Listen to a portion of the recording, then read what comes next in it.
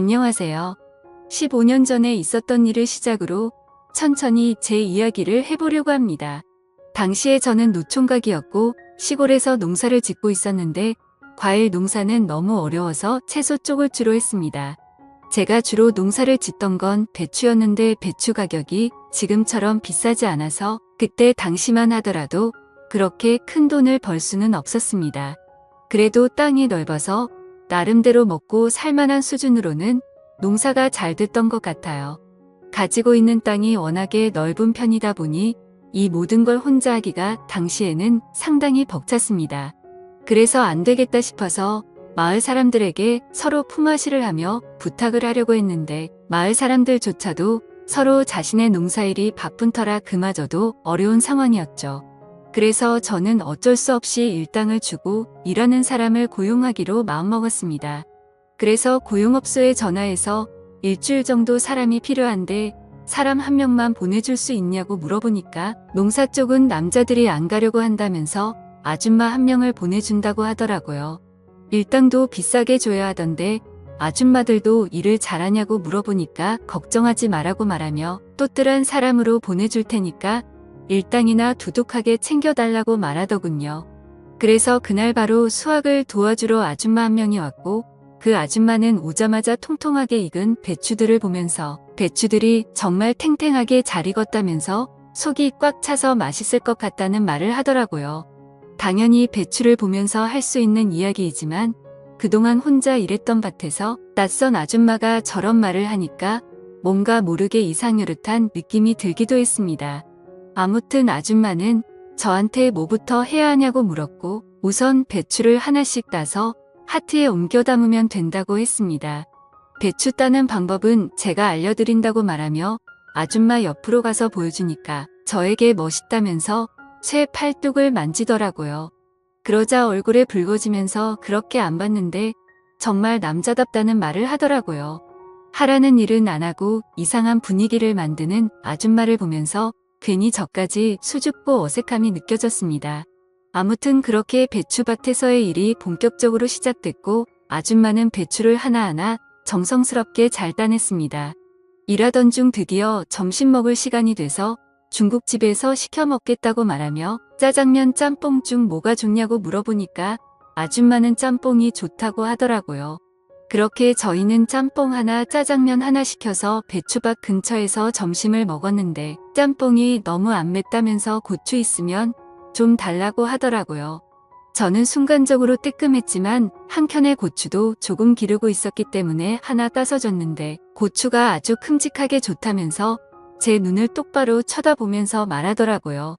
이 아줌마의 모든 행동과 말이 뭔가 좀 애매하게 다가오는 것 같았습니다. 우리가 평상시 쓰는 말이고 우리가 평상시 하는 행동 같았지만 저 아줌마가 하면 뭔가 다른 느낌을 준다고 해야 할까요? 타고난 은탕함이 있는 여자 같았습니다. 그러다 보니 괜히 별것도 아닌 것 가지고 이상하게 느끼기도 하고 기분이 야릇해지면서 어떨 때는 긴장돼서 땀까지 흘릴 정도였습니다. 그렇게 점심을 먹고 다시 일을 시작했는데 뜬금없이 아줌마가 저에게 휴대폰으로 드라마를 볼 수 없냐고 물어보더라고요. 저는 드라마를 안 보기 때문에 라디오가 없다고 대답하니까 일하는 건 좋은데 너무 심심하다며 뭐라도 들으면서 일하고 싶었는데 아쉽다고 말하더군요. 그러면서 저에게 말을 걸기 시작했습니다. 이야기하면서 일하면 더 시간이 잘 가지 않겠냐면서 그때부터 이것저것 물어보기 시작했습니다. 결혼은 하셨냐, 이 농사는 언제부터 시작했냐, 6시 내 고향에 출연해 봤냐 등 온갖 걸 다 물어보더라고요. 조금씩 대답을 해주니까 어느 순간부터 그 아줌마는 저에게 대답하기 곤란한 질문들까지 쏟아내기 시작했습니다.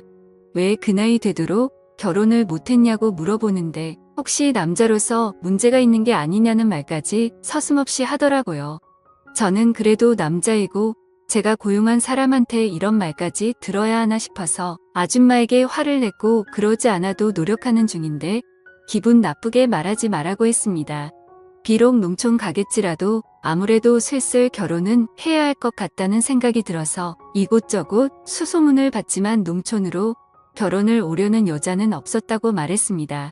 아줌마는 저에게 요즘 여자들은 대부분 그렇다고 하지만 자기는 농촌으로 시집 오는 것도 나쁘지 않다고 생각한다며 자기도 농촌에 시집 왔지만 결혼에 실패하여 지금은 혼자라고 말하더군요.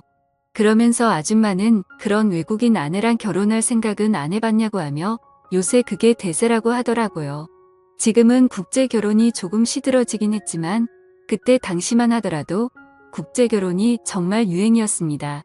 많은 농촌 남자들이 외국인 아내를 만난다고 말하길래 나는 아줌마에게 그러지 않아도 나도 외국인 아내라도 맞이해볼까 해서 국제 결혼에서 주관하는 베트남으로 잠시 떠난 적이 있었다고 말했습니다.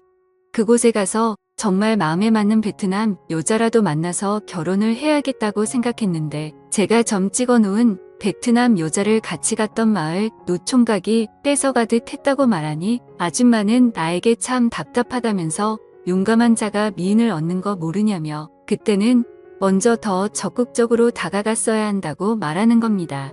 그래서 저는 솔직히 여자들은 너무나 어려운 존재라고 말하며 농사일이나 해봤지 여자들에겐 어떻게 대해야 하는지 아무것도 모르겠다고 말하니까 아줌마가 갑자기 주위를 살피더니 그럼 어떻게 대해야 되는지 한번 몸소 가르쳐줘도 되겠냐고 하는 겁니다. 그래서 저는 그 모습에 놀라 대체 뭘 어떻게 하실 거냐고 하길래 아줌마는 제 어깨에 손을 올리고 제 주변을 돌더니 살금살금 다가와서 어느새 아줌마 얼굴이 제 얼굴과 맞닿으려는 그 순간이 되어버렸습니다. 저는 당황해서 눈을 감아버렸는데 아줌마가 어서 눈 뜨라며 저를 툭툭 치기 시작했고 깜짝 놀란 저와는 다르게 아줌마는 별것도 아닌 거에 왜 그러냐고 하더라고요. 여자를 안 만나본 티가 난다면서 이렇게 순둥이처럼 행동하면 여자들이 싫어한다는 조언을 해주더라고요. 그리고는 이내 아줌마가 자긴 어떻냐면서 이렇게 봐도 그쪽이랑 10살 정도밖에 차이 안 날 것 같다면서 자기는 충분히 저한테 시집와도 잘할 자신 있다고 하는데 저도 한참을 고민하게 되더라고요. 이걸 고민하는 제 모습을 보면서 스스로 자존심도 상하고 너무나도 짜증났습니다. 갑작스레 저한테 시집을 오겠다는 그녀의 말에 모든 게 다 빠르게 휘몰아치는 느낌이 들었거든요. 저는 그런 아줌마의 질문에 아무런 말도 제대로 하지 못했고 어느덧 오늘 일은 거의 마무리가 됐습니다. 아줌마는 저에게 내일은 다른 아줌마가 올 수도 있다고 말하며 일당을 받고 갔고 저는 집에 와서 자꾸만 그 아줌마 얼굴이 아른거리더군요. 그리고 왠지 모르게 다음 날도 그 아줌마가 왔으면 좋겠다고 생각을 했죠. 그리고 드디어 다음 날이 되었고 저는 어제 왔던 아줌마를 기다리고 있었는데 오늘은 그 아줌마가 아닌 다른 아줌마가 왔습니다. 이 아줌마는 정말 말없이 일만 열심히 하다가 갔고 다른 아줌마들도 그렇게 기억에 남는 분이 없었습니다. 그렇게 거의 일주일이라는 시간이 흘렀고 드디어 마지막 날이 됐습니다. 오늘은 정말 처음에 왔던 그 아줌마가 다시 오기만을 바랬는데 하늘이 제 기도를 들어주셨던 건지 정말 그 아줌마가 다시 나타났습니다. 그러면서 나에게 잘 있었냐고 말하며 우리는 신나게 농사일을 해나갔습니다. 곰곰이 생각해보니 저도 저 아줌마가 마음에 들었고 마지막 날이니까 기념이라고 제가 술도 한잔하자고 제안을 했습니다. 왜 그런 생각이 들었는지 모르겠지만 진짜 이 아줌마랑 평생 이렇게 일해도 재밌겠다는 생각이 들었어요. 일을 마무리하고는 저희 지평상에 앉아서 그 아줌마와 함께 술을 마시게 되었고 술을 먹고는 결국 실수를 저지르고 말았습니다. 다음날 이른 아침에 저희 집에 놀러온 옆집 부부가 저의 잠을 깨우더니 같이 한 방에서 자고 있던 아줌마도 부스스한 상태로 따라 나온 것이었습니다. 그러면서 도대체 이른 아침부터 누구냐고 하길래 저는 너무나 당황스러워 아무 말도 못하고 있으니 쥐도 새도 모르게 장가간 거 아니냐면서 그것도 아니면 숨겨둔 마누라가 있었냐고 말하는 겁니다. 저는 옆집 부부에게 그런 게 아니라고 해명했지만 그 나이 될 때까지 결혼 안 하고 산 이유가 이거냐고 말하더라고요. 저는 도대체 무슨 소리를 하냐면서 그런 거 아니라고 끝까지 오해라고 했지만 아니긴 뭐가 아니냐며 우리 마을 신문에 대문짝으로 나올 만한 이야기라고 하면서 깜짝 놀랐다고 하고는 돌아갔습니다. 그 뒤로 그 소문은 온 마을 사람들 귀에 다 들어가게 되었고 저는 그 아줌마에게 마음도 있겠다 소문도 다 퍼졌겠다. 그리하여 그 아줌마랑 미래를 약속하게 되는 지경까지 이르게 됐죠. 사실 점점 그녀와 저는 성격도 생각도 잘 맞았거든요. 우리는 연상 연하 커플이지만 일을 할 때도 손발이 잘 맞고 모든 게 다 잘 맞았습니다. 이 이야기가 벌써 15년 전 이야기이고 우리 부부에게 태어난 첫째 아이가 벌써 중학생이 됐으니까 세상 돌아가는 것 참 빠르다고 생각합니다.